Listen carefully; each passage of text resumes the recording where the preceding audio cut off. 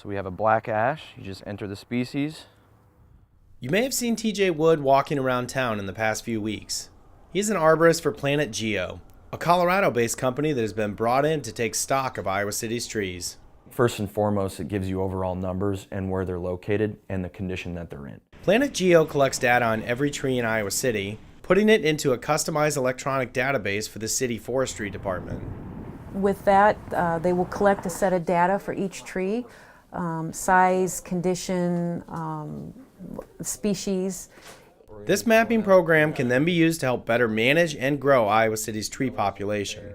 To get a really good sense of what the city of Iowa City has for its urban forest, and to be able to manage that urban forest to the best of our abilities and keep it as healthy as we can. Wood spends his day walking from street to street, taking inventory of as many trees as he can. We get about 200 to 300 trees per day. Along with the location and size of each tree, the arborist is able to assess any threats as well.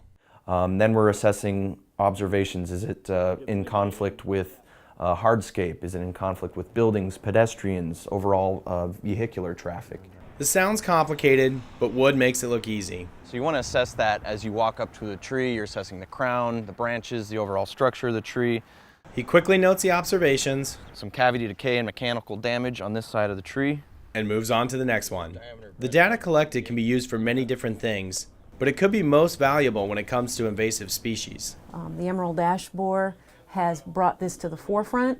Accidentally transported to the United States in 2002, this Asian beetle has been spreading across the country since. And these are one of the species we're watching out for emerald ash borer in. The larvae feed on the inner bark of ash trees, preventing the tree from dispersing water and nutrients, potentially leaving a trail of destruction. Say, for example, trees start going down due to emerald ash borer.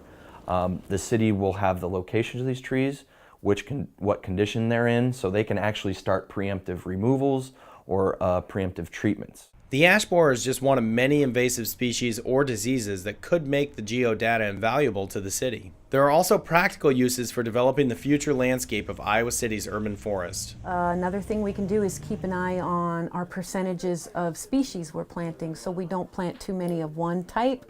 The program also calculates the value of the tree, which includes many benefits that we often take for granted. The property value that the tree helps with the adjacent property. It'll give us stormwater, how much stormwater is being pulled up and out of the system that the tree is using, oxygen exchange. It gives us a lot of different information. The goal is to have the inventory completed this spring, giving the city a superior method for managing our trees.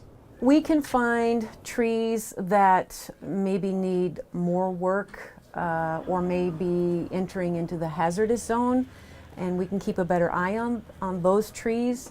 And the end result should benefit us all. Trees are just good for the ecosystem and good for the community.